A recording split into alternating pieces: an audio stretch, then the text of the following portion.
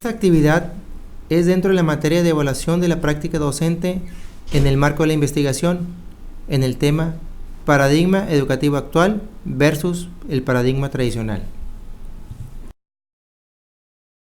Me presento ante ustedes, soy José Tomás Martínez López, soy ingeniero en sistemas computacionales y actualmente soy docente del Instituto Tecnológico de Nuevo Laredo. Referente al tema de paradigma educativo actual contra el paradigma tradicional, podemos decir que, a través del análisis de los siguientes videos, como son La educación tradicional mata la creatividad, de Ken Robinson, Reinventar la educación, de Salman Khan, y La manera disruptiva de aprender, de Curtis Johnson, analizaremos el estatus de la educación tradicional y la educación actual. Ken Robinson, experto en asuntos relacionados con la creatividad, la calidad de la enseñanza, la innovación y los recursos humanos, nos muestra en el video Paradigma del sistema educativo cuál es la situación actual del sistema educativo.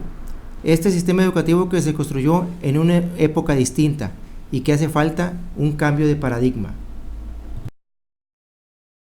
Es decir, el sistema educativo actual fue concebido y diseñado en otra época. Se infiltró el modelo intelectual de la mente, resumido en capacidad académica. La consecuencia de esto es que muchas personas brillantes se creen que no lo son, porque han sido evaluadas siguiendo este concepto de mente. Así que hay dos pilares, el económico y el intelectual. Nuestros hijos están viviendo en el periodo más intensamente estimulante. Están siendo acosados con información y se les reclama atención desde todos los medios, desde las computadoras, televisores, celulares y tabletas. Y nosotros les penalizamos por distraerse. ¿Y de qué se distraen? De cosas que son un aburrimiento.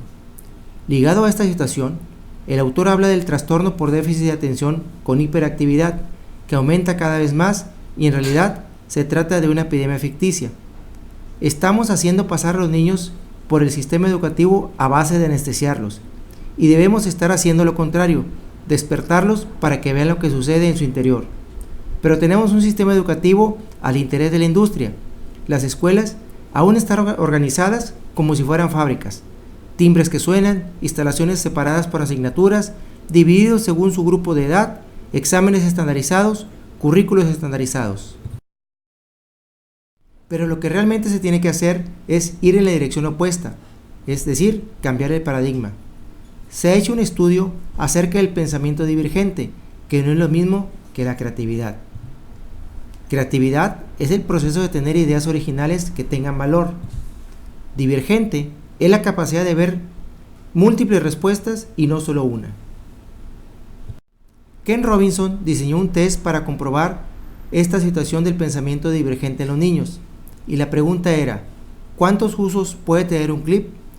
Ese test se hizo primero a niños de kinder, después 5 años más tarde y 1 más adelante. A partir de aquí se comprobó que la capacidad se deteriora con el tiempo, que conforme se hacen mayores la capacidad divergente se iba deteriorando. El autor explica que los niños se han pasado 10 años en la escuela creyendo que solo hay una sola respuesta, una respuesta que es correcta.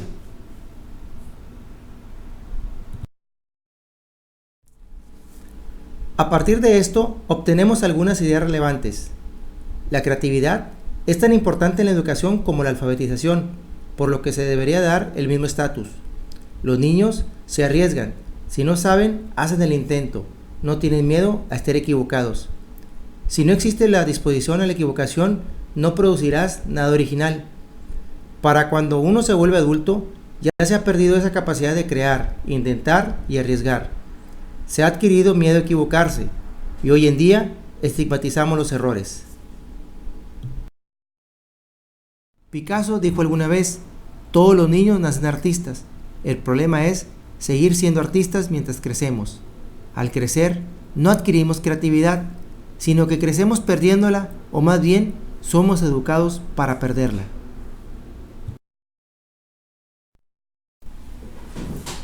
Todo sistema educativo maneja la misma jerarquía de materias. Por un lado, tenemos a matemáticas e idiomas en primer lugar, le sigue humanidades y por último arte. Pero en el arte, también por otro lado tenemos que arte y música en primer lugar, le sigue drama y por último danza. De hecho, no hay un sistema en el mundo en el que a diario se enseñe danza como las matemáticas. ¿Pero por qué? Tan importantes son las matemáticas como la danza. Esto ocurre porque el sistema educativo se basa en dos ideas. La primera, las materias más útiles para el trabajo están en la cima. Y segundo, habilidad académica que ha llegado a dominar nuestra visión de la inteligencia, porque las universidades diseñaron el sistema a su imagen. Muchas personas altamente brillantes, creativas, creen que no lo son, porque en lo que eran buenos en la escuela no fue valorado o fue estigmatizado. Robinson comenta que es necesario repensar radicalmente nuestra visión de la inteligencia, y de la inteligencia sabemos que es diversa, es dinámica y es única. Ken Robinson propone adoptar un nuevo paradigma de la educación, repensar los principios fundamentales bajo los que educamos a nuestros hijos, celebrar el don de la imaginación humana, identificar y valorar nuestras capacidades creativas como la riqueza que son, educar en los alumnos su ser completo para que puedan enfrentar el futuro, y eso se logra apoyándolos a sacar el mejor provecho de él. Salman Khan comparte cómo se puede reinventar la educación utilizando la tecnología y humanizando el aula. Comenta cómo creó la Khan Academy, una organización académica sin ánimo de lucro que ofrece videos educativos con completos programas de estudio. Invita a los docentes a considerar la metodología en la que los estudiantes tomen clases mediante videos en sus hogares y hagan las tareas y actividades en el aula contando con la compañía y apoyo del profesor.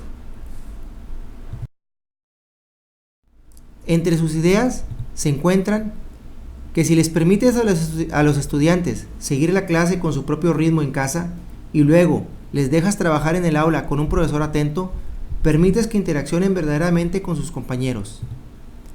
En el modelo tradicional, te castigan por experimentar y fracasar, pero no te exigen que lo domines.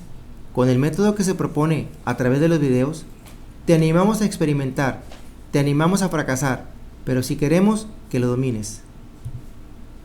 Los profesores pueden diagnosticar qué pasa en realidad con los estudiantes, cuánto tiempo han dedicado cada día, cuáles videos han estado viendo, cuándo pausan los videos, cuándo dejan de verlos, qué ejercicios están utilizando, entre otras actividades.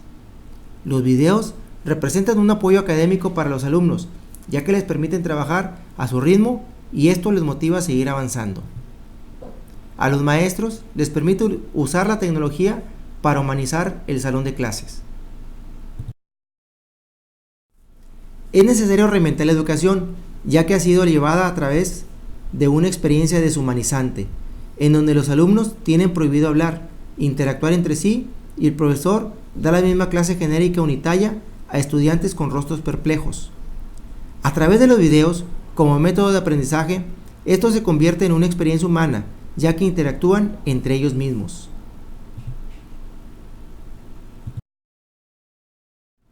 El método de Salman Khan consiste en generar tantas preguntas como necesite el alumno, tantas repeticiones como requiera, hasta que domine el concepto. Esto es diferente a lo que ocurre actualmente en el salón de clase, en el que a diario llevas a cabo el ciclo de deberes y clases. Luego se explica un examen en el que, sin tomar en cuenta el resultado, avanzas al siguiente tema, construyendo sobre conceptos no dominados. Aunque ello parezca insólito, así ocurre. Por eso, los alumnos empiezan a reprobar álgebra, trigonometría, cálculo y pensar de ser buenos alumnos y contar con los mejores profesores. Ello se debe a que no se construye el conocimiento sobre bases totalmente afianzadas.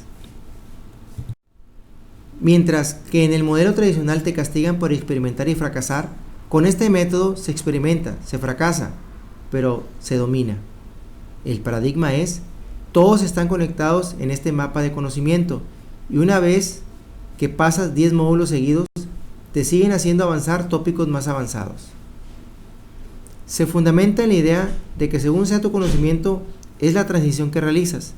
El profesor conoce el ritmo de avance de sus alumnos e interviene en cada situación según se requiera.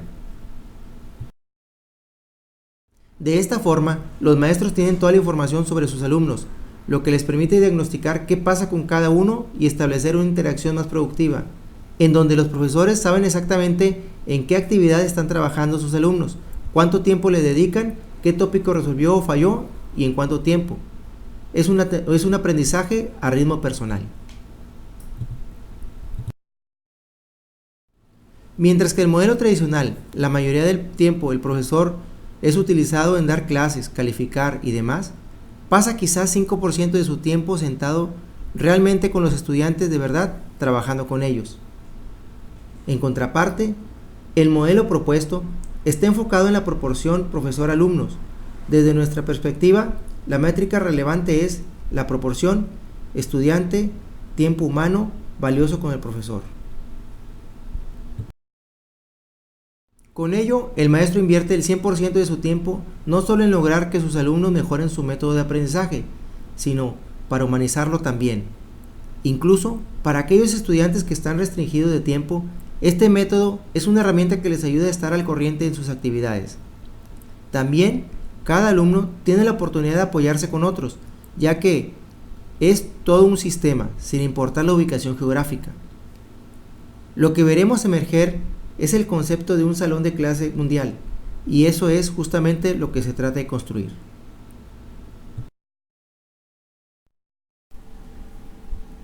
Por su parte, Curtis Johnson, quien es consultor educativo, comenta que durante los últimos 10 o 20 años, en casi todo el mundo, el sector educativo ha dejado de centrarse en el acceso y ha pasado a centrarse en la expectativa, que consiste en que todos los jóvenes tienen que prepararse para la economía y la sociedad que intentamos forjar. Su hipótesis es que no se puede lograr si no se supera ese desafío con el modelo tradicional en las aulas. Es logísticamente imposible y financieramente insostenible. La buena noticia es que la plataforma tecnológica en la que disponemos hoy sí nos permite hacerlo, y además de formas inconcebibles en el pasado. Lo primero con lo que nos encontramos, por supuesto, es que la gente no está acostumbrada a pensar en las escuelas, en que las escuelas formen parte de la industria o sector, mucho menos creen que son simplemente otro servicio del sector público. El sector educativo depende de los entresijos políticos más que cualquier otra empresa o cualquier otra industria, sin duda. Las escuelas tienen mucha presión para conseguir recursos para funcionar, pero ese no es el quid de la cuestión. Lo más importante es que el modelo vigente en el sector educativo está casi completamente desvinculado de la realidad del siglo XX. Mirando el modelo del aula dominante, uno podría pensar que todos los alumnos aprenden las mismas cosas de la misma manera, el mismo día, en el mismo lugar y al mismo ritmo. Hay quien lo describe como un autobús que va por la carretera hacia el instituto y que está programado para detenerse únicamente en ciertos lugares, en paradas durante un tiempo concreto. Si alguien va en el autobús, mira por la ventana, ve algo interesante y pregunta si puede bajar a mirarlo, la respuesta es no. Tenemos que ir hacia la siguiente parada, porque así está programado. No es un sistema muy flexible. La única forma de hacerle frente es mediante la personalización radical. ¿Y es posible hacerlo? Desde luego. Yo diría que la plataforma tecnológica, o como queráis llamarla, el aprendizaje electrónico, ha surgido el mismo recorrido que la innovación disruptiva que podemos encontrar en cualquier otro sector. La primera versión del aprendizaje electrónico no era demasiado bueno, pero luego, sigilosamente como todas las innovaciones disruptivas, el sistema fue mejorando y mejorando, se volvió más vivido, más sólido y empezó a cubrir más asignaturas. ¿Y qué ha sucedido ahora? En los últimos 2 o 3 años, llegados a este punto, puede que peque de romántico o idealista. Yo diría que acabamos de entrar en la fase 3.0 del aprendizaje electrónico. No hay más que ver el software educativo y la oferta online que hay ahora.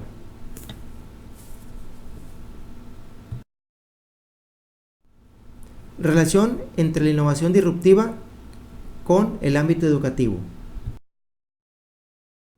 El sector educativo siempre se ha caracterizado por un compromiso muy noble de personalizar la experiencia de aprendizaje. Siempre hemos dicho que sería muy deseable, pero lo cierto es que jamás ha sido una opción económicamente viable. Es como si alguien quisiera ver una versión personal de Windows. Resultaría carísimo. El modelo tradicional carece de medios para personalizar la experiencia educativa de cada niño. Sin embargo, lo que permite la innovación disruptiva, si nos planteamos la tecnología no como una herramienta, ni tampoco como algo que añadimos a la estructura tradicional, sino como una plataforma en sí misma, es que de repente resulta ya no solamente factible, sino asequible personalizar la experiencia del aprendizaje. Todo esto es posible ahora y no lo era antes. Sin embargo, la siguiente pregunta suele ser: bueno, si se utilizan estos recursos, la mayoría de los cuales son recursos online, tanto si los niños están en grupo como si están en ubicaciones remotas, ¿estamos hablando entonces de una escuela de verdad?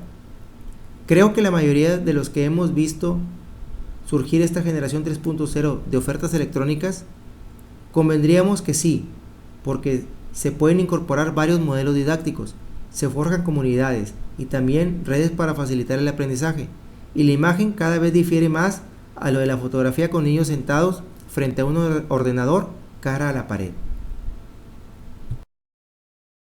En su lugar, tenemos algo como lo que refleja el instituto en un pequeño municipio rural.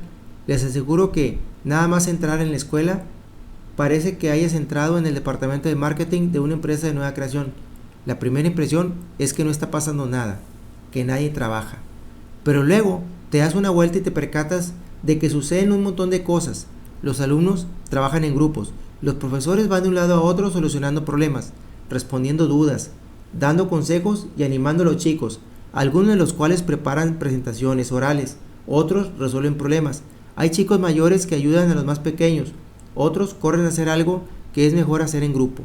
Se trata de una escuela de verdad, y es el tipo de escuela que está surgiendo.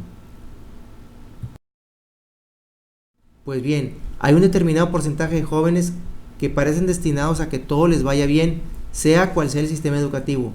A ellos siempre les ha quedado bien, así que incluso si la educación o las escuelas no cambian durante 100 años o más, estos jóvenes seguirán teniendo buenos resultados, porque aprenden lo que hay que aprender y todo les va bien. No obstante, la mayoría de los niños, igual que la mayoría de los jóvenes, deberán adquirir destrezas que las generaciones anteriores no tenían. Me refiero a que no solamente tendrán que aprender asignaturas básicas, sino que deberán saber cómo encontrar las cosas que necesitan saber, y luego tendrán que aprender a trabajar tal como trabaja el mundo de hoy, que es principalmente en equipo. Deberán practicar el arte de la colaboración, que me parece que es el reto de colaborar con desconocidos.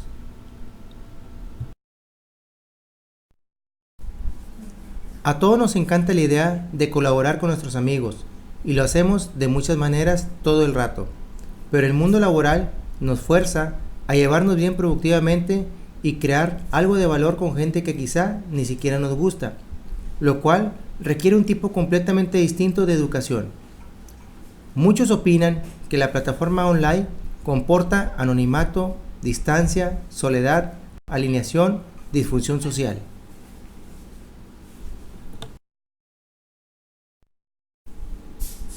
Si entrevistamos a los profesores online y la mayoría de ellos empezaron a trabajar en el sector tradicional y luego se pasaron a la formación por internet, muchos de ellos porque habían perdido su trabajo, casi todos nos dirán que tienen una relación más cercana, más íntima y más interactiva con los alumnos en la plataforma online que cuando estaban en el aula tradicional. En el aula tradicional estaban ahí de pie frente a ¿qué? 20, 25, 30 alumnos.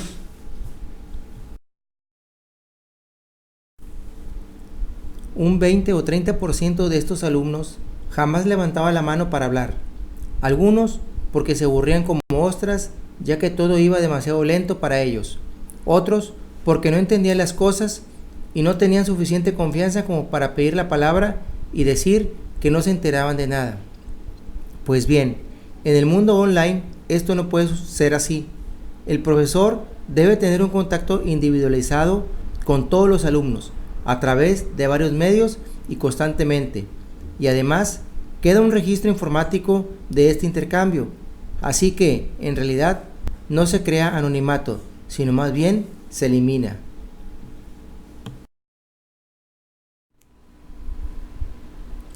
Todas las personas somos diferentes.